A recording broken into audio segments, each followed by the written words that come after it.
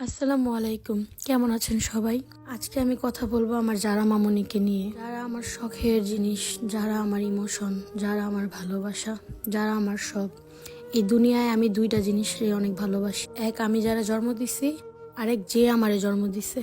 আমার মা আমার জন্য অনেক করছে। আমার বোনেরা, বান্ধবীরা, ভাইয়ের বউ, এমনকি সবাই বলে যে আমার মা আমার জন্য যা করে তাদের মা তাদের জন্য করুক, এটা তাদের স্বপ্ন। যাই হোক, আমি দোয়া করি দুনিয়াতে প্রত্যেকটা মাই তার সন্তানের জন্য অনেক করুক, যেমন আমার মা আমার জন্য করে। আমি একদিন যারার কাছে আমার মার মতো মা হইয়া দেখামো। আমার মেয়েও যেন বলতে পারে সবাইরে যে না, আমার মা আমার কাছে অনেক, আমার মা আমার জন্য অনেক করে।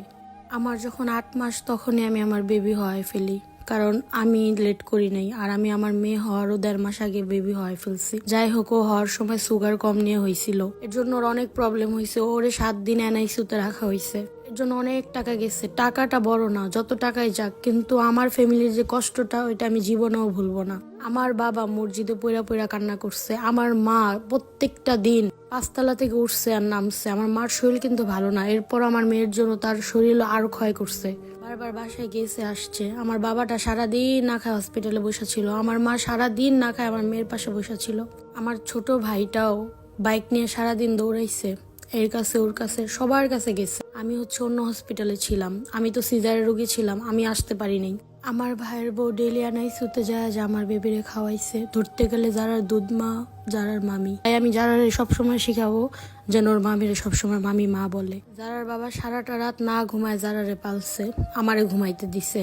আমার মা, বাবা, মামা, মামি, দূরের আমার যত আত্মীয় স্বজন, খালা, খালু, খালামণি, দূরের যত কাজিন আছে, সবাই কম বেশি আমার মেয়ের দেখা হোক যেভাবে হোক হেল্প করছে, আমার মেয়ের পাশে দাঁড়াইছে। থ্যাংক ইউ দেওয়া ছোট করবো না, মন থেকে তাদের জন্য আমার ভালোবাসা। আমি সারা জীবন মনে রাখবো যে আমার বিপদে কে আমার পাশে ছিল, কে ছিল না। আমি এগুলা এর জন্য আজকে বললাম। আমার মনটা খুবই খারাপ ছিল, কথাগুলো মনে পড়লে আসলে অনেক খারাপ লাগে। যাই হোক, আমি আমার হাজব্যান্ড, আমার বাবা মা বিশেষ করে, তারা যা করছে আমার মেয়ের জন্য, কোনো দিনও মা বাবার ঋণ তো এভাবেও শোধ করা যায় না, কিন্তু আমি বইলা বুঝাইতে পারবো না।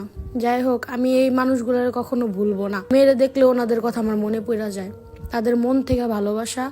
আর তারা না থাকলে হয়তো আজকে আমার মেয়ে এত দূর আসতো না। মরণ আল্লাহর হাতে, এরপরও তারা, আমি মনে করি আমার মেয়ের জীবন তারা দিচ্ছে, কারণ তারা যা করছে আমার মেয়ের জন্য, আমার জন্য।